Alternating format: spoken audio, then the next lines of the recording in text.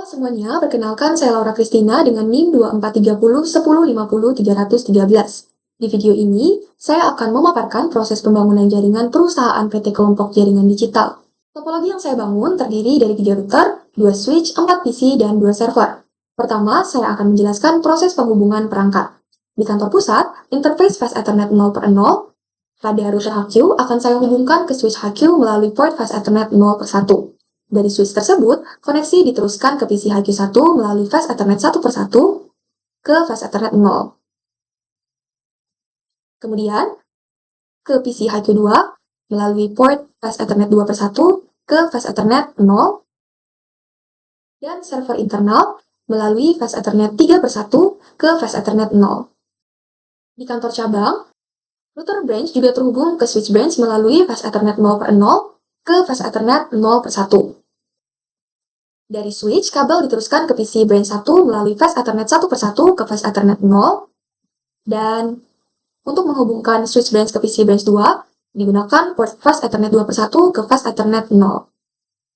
Untuk koneksi internet, router ISP Fast Ethernet 0/0 akan dihubungkan ke server publik port Fast Ethernet 0. Pada seluruh jaringan LAN, saya menggunakan kabel copper straight 2 karena digunakan untuk menghubungkan perangkat yang berbeda jenis, seperti router ke switch dan switch ke PC.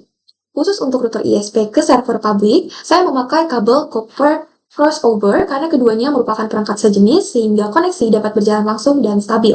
Untuk jaringan kantor atau WAN, saya menggunakan serial DCE agar router HQ dapat menyediakan clock rate sebagai sumber sinkronisasi.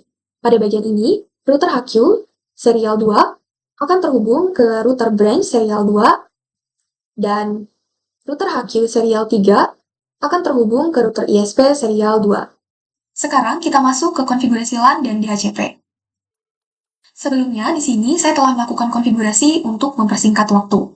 Pertama, di router HQ, saya masuk ke mode konfigurasi global dengan perintah enable, lalu konfigur terminal agar dapat mengubah pengaturan router, termasuk IP interface dan layanan DHCP. Karena interface Fast Ethernet 0/0 terhubung ke LAN HQ, di sini saya memberikannya IP address 192.168.13.1 dengan subnet mask 255.255.255.0. IP ini dipilih karena 2 digit PIN terakhir saya adalah 13. Selanjutnya, saya mengatur DHCP agar PC di HQ mendapatkan IP secara otomatis. Beberapa IP dikecualikan dari pool, yaitu IP awal dan gateway. 192.168.13.1 sampai dengan 192.168.13.10. Dan IP server internal 192.168.13.254. Pool DHCP dibuat dengan nama HQ Pool, dan di sini ditentukan range IP, yaitu 192.168.13.0 dengan subnet mask 255.255.255.0. Dan setelah itu juga ditentukan default gateway 192.168.13.1 dan DNS server 8.8.8.8. Di sini kita masuk ke PC HQ1, kemudian kita pilih desktop dan IP configuration. Setelah itu kita nyalakan DHCP agar PC HQ1 dapat menerima IP secara otomatis. Begitu juga untuk PC HQ2-nya. Dapat kita lihat bahwa PC HQ1 dan PC HQ2 berhasil mendapatkan IP secara otomatis melalui DHCP. Setelah konfigurasi di HQ selesai, selanjutnya kita konfigurasi router branch. Untuk prosesnya sendiri juga sama, tetapi pada router branch kita menggunakan IP address dan subnet mask yang berbeda. Untuk router branch kita menggunakan IP address 192.168.14.1 dan subnet mask 255.255.255.0. IP ini dipilih karena 2 digit terakhir NIM saya adalah 13 dan 13 ditambah 1 adalah 14. Kemudian saat mengatur DHCP, IP yang dikecualikan adalah IP awal dan gateway, yaitu 192.168.14.1 hingga 192.168.14.10. Untuk nama dari poolnya kita beri branch pool agar jaringan cabang tidak bentrok dengan HQ. Selain itu, ditentukan juga range IP 192.168.14.0 dengan subnet mask 255.255.255.0 dan default gateway 192.168.14.1 serta DNS server 8.8.8.8. Sekarang kita akan melakukan hal yang sama seperti di PC HQ, di mana kita akan mengaktifkan DHCP-nya. Kita buka PC brand 1, desktop, IP configuration, dan kita nyalakan. Begitu juga di PC branch 2. Keduanya telah mendapatkan IP address secara otomatis. Sekarang kita akan memberikan server internal konfigurasi IP statis. Kita masuk ke menu desktop, IP configuration, dan kita ketikkan IP address-nya 192.168.13.256. Kita menggunakan IP address ini karena angka terakhir dari NIM saya adalah 13.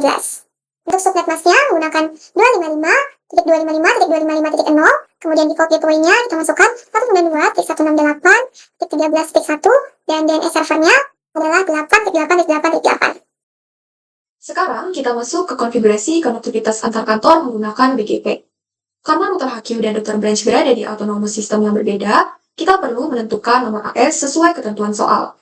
HQ menggunakan AS100 ditambah 2 digit terakhir NIM saya, yaitu 13, sehingga menjadi AS113. Sedangkan branch menggunakan AS200 ditambah 13 menjadi AS213. Pertama, di router HQ, saya masuk ke menu konfigurasi global menggunakan perintah enable dan configure terminal. Kemudian, saya pilih interface serial 2/0 yang terhubung ke router branch. Saya memberikan IP address 10.10.13.1 dengan subnet mask 255.255.255.252 untuk membentuk subnet point-to-point.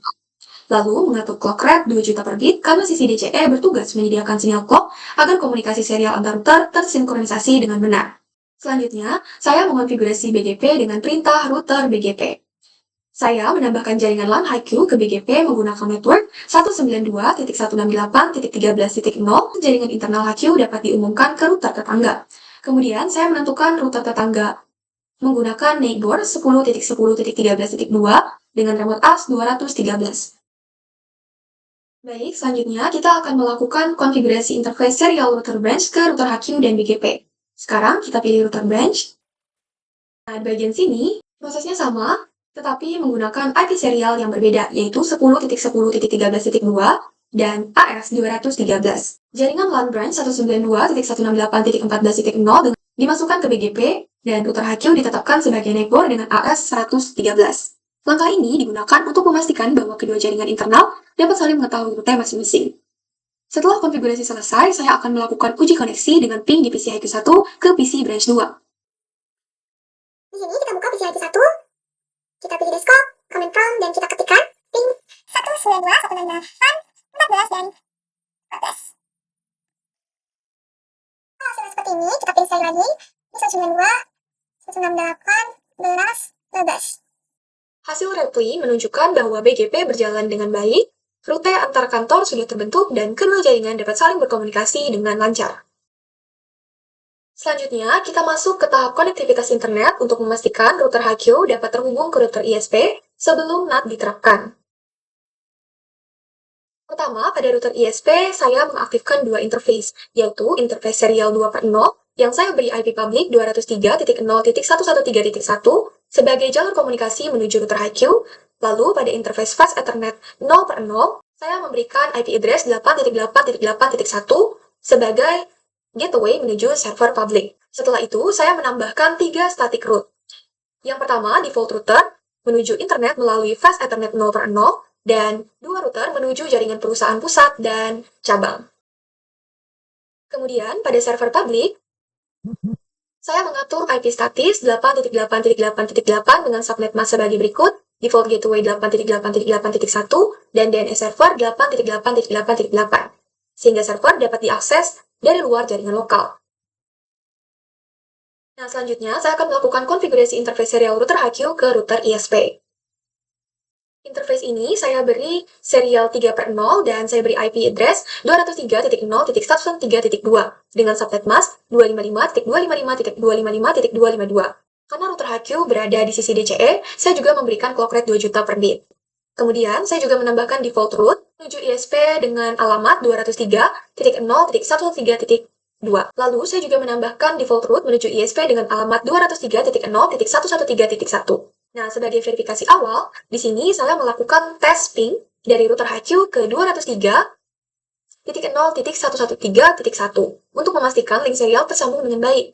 Nah, hasilnya adalah berhasil. Kemudian, ketika ping ke internet, yaitu 8.8.8.8, hasilnya juga terkirim dengan baik. Karena kedua pin ini berhasil, berarti koneksi HiQ ke ISP sudah berfungsi, dan kita bisa melanjutkan untuk tahap NAT. Selanjutnya, di sini kita akan melakukan konfigurasi NAT di router HiQ agar seluruh perangkat dari jaringan HiQ dan branch dapat mengakses internet menggunakan satu IP public. Kita buka router HiQ, dan kita konfigurasi seperti ini. Di sini, saya membuat akses list 1 untuk mengizinkan dua jaringan internal, yaitu 192.168.13.0 dan 192.168.14.0. Setelah itu, saya mengaktifkan NAT overload dengan perintah IPNet Insight Source List 1 Interface Serial 3/0 overload, sehingga seluruh trafik internal akan diterjemahkan ke IP public milik interface serial 3/0, dan di sini, interface Fast Ethernet 0/0 dan serial 2/0 ditandai sebagai IPNet Inside, sedangkan interface serial 3/0 ditandai sebagai IPNet Outside. Setelah NAT selesai, di sini dilakukan redistribusi statik ke dalam BGP di router HiQ dengan redistribusi statik. Sehingga jalur default yang menuju ISP akan dipropagasi ke router branch. Kemudian, di router branch kita akan menambahkan IP root. Di sini kita buka dulu router branch-nya. Nah, di sini kita masukkan perintah IP root 0.0.0.0.0.0.10.10.13.1. Setelah itu, kita akan melakukan verifikasi dengan show IP root pada router HiQ. Di sini, saya sudah memasukkan perintah show IP root. Dan berdasarkan hasilnya, di sini kita bisa lihat bahwa ini sesuai dengan yang ada di bagian ini. Di mana verifikasi routing akan dianggap sukses apabila terdapat jaringan LAN, jaringan antar router, jalur BGP ke branch, dan default router menuju ISP. Terakhir, saya akan melakukan tes ping pada PC yang ada di router HiQ dan router branch untuk memastikan bahwa NAT telah berhasil dan seluruh jaringan dapat mengakses internet melalui router HiQ. Di sini kita pilih salah satu PC, saya pilih PC HiQ 1. Ketik pin 8 Nah, berdasarkan hasilnya, ini sudah repli, artinya sudah berhasil. Sekarang kita coba dari PC branch. Pada PC branch 1, kita dapat melihat hasil bahwa ini sudah repli menandakan bahwa ping berhasil. Kemudian, pada tahap ini, saya akan membuat kebijakan keamanan menggunakan ACL untuk melindungi server internal yang berada di kantor pusat. Server ini berisi data sensitif, sehingga jaringan dari kantor cabang tidak boleh mengaksesnya, namun jaringan di HiQ tetap harus bisa mengakses server seperti biasa. Pertama, di router HiQ, saya membuat ACL dengan nomor 100, di mana aturan pertama akan melakukan deny untuk seluruh jaringan branch, yaitu 192.168.14.0, agar tidak bisa mengakses server internal yang memiliki IP address 192.168.13.254. Setelah itu, saya menambahkan aturan permit untuk seluruh traffic lainnya agar komunikasi selain ke server tetap berjalan dengan normal. Selanjutnya, ACL ini diterapkan pada interface Fast Ethernet 0/0 dengan arah outbound, sehingga setiap paket yang keluar dari router menuju jaringan HiQ akan difilter sesuai aturan tadi. Selanjutnya, di sini kita akan melakukan tes ACL pada PC HiQ ke server internal, diharapkan berhasil, kemudian PC branch ke server internal diharapkan gagal, serta PC branch ke PC HiQ diharapkan berhasil. Sini kita pilih PC HiQ 1, kemudian kita lakukan tes ping. Dapat kita lihat bahwa hasilnya sesuai dengan yang diharapkan, yaitu PC HiQ 1 ke server internal berhasil.